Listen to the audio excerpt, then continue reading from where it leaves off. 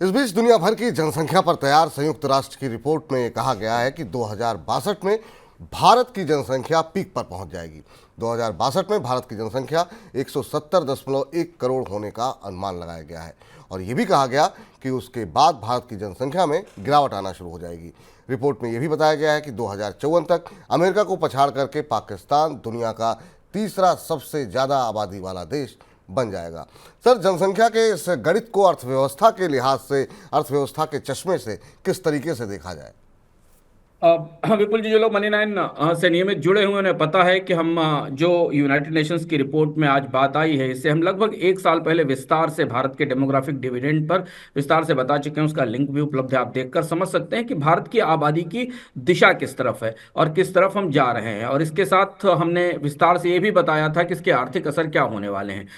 भारतीय अर्थव्यवस्था में जब डिबेट इस बात के ऊपर है कि जनसंख्या का संतुलन नहीं ठीक है, तो सच्चाई यह है कि भारतीय अर्थव्यवस्था में अब जनसंख्या में ढलान शुरू हो गई है। भारत का जो डेमोग्राफिक डिविडेंड था, जो युवा आबादी थी, उसके लिए मुश्किल से 7 या 8 साल ही बचे हैं जब पूरे देश में उसके लिए जॉब की संभावनाएं उपलब्ध होंगी। ये तो बड़ी तस्वीर है 2062 में पीक की, पर इसके साथ अगर आप भारत के राज्यों की तस्वीर देखें, जनसंख्या की, फर्टिलिटी रेट की जन्म दर की तस्वीर देखें, तो आपको आश्चर्य होगा जानकर कि दक्षिण भारत के राज्यों में एजिंग की शुरुआत हो रही है।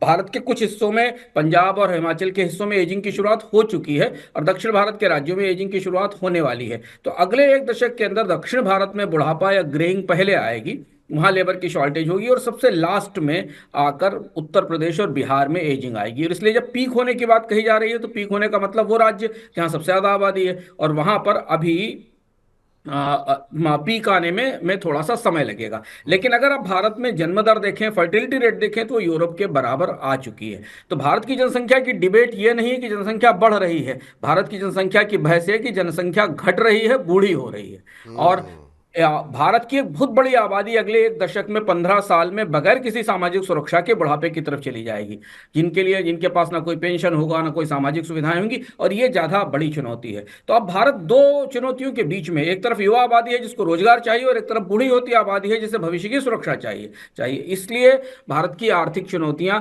इस परिदृश्य में, डेमोग्राफी के परिदृश्य में खासी पेचीदा हो गई हैं। आप विस्तार से इकोनॉमिक का वो संस्करण देख सकते हैं जिसमें हमने एक साल पहले बताया था कि ये तस्वीर आने वाली है। बिल्कुल। इस बीच भारत का रियल एस्टेट और प्रॉपर्टी मार्केट तेजी से आगे बढ़ रहा है। इसका अंदाजा इसी बात से लगाया जा सकता है कि भारत में $1 अरब से ज़्यादा वैल्यूएशन वाली रियल्टी कंपनियों का आंकड़ा चीन से ज़्यादा हो गया है।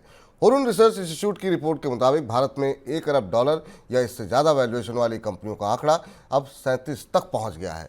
6 साल पहले भारत में ऐसी सिर्फ 7 कंपनियां हुआ करती थीं। सर, रियल एस्टेट के वैल्यूएशन को भारतीय, अगर हम इकोनॉमी के संदर्भ में समझना चाहें, तो किस तरीके से समझ सकते हैं? ये लिस्ट काफी दिलचस्प है और उनकी, इसमें होटल कंपनी है, इंडियन होटल का कॉर्पोरेशन, टाटा समूह की, जो इस लिस्ट में ऊपर शुरुआती 3 कंपनियों में है। तो ये मिक्स लिस्ट है रियल एस्टेट कंपनियों की, जिसमें प्योर रियल एस्टेट कंपनियां भी हैं जो कॉमर्शियल और रेजिडेंशियल प्रॉपर्टी भी बनाती हैं।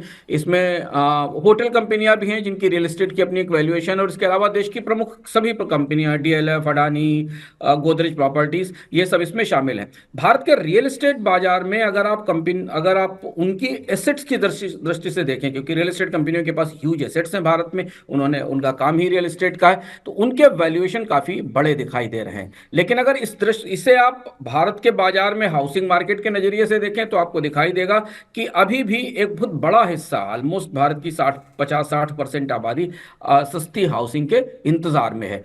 तो वैल्यूएशन बढ़े हैं कंपनियों के, उसका फायदा कंपनियों को हाई प्राइस के करोड़ रुपए से ऊपर के मकान और हाउसिंग प्रोजेक्ट लागू करने में उसका फायदा मिला है। इसके अलावा कॉमर्शियल रियल एस्टेट स्पेस में निवेश बढ़ा है, क्योंकि वेयर हाउसेज बन रहे हैं, कॉमर्शियल मॉल्स बन रही हैं। इसके अलावा कंपनियों ने इंफ्रास्ट्रक्चर में भी अपने रियल एस्टेट बैंक का इस्तेमाल किया है। ये वैल्यूएशन बढ़ने की वजह है। पर इसका एक पैराडॉक्स ये भी है कि भारत में सस्ते मकानों की आपूर्ति खत्म हो गई है और ज़्यादातर लोगों के पास अब मकान खरीदने की क्षमता नहीं है, इसलिए मकानों की किराया बढ़ रहे हैं।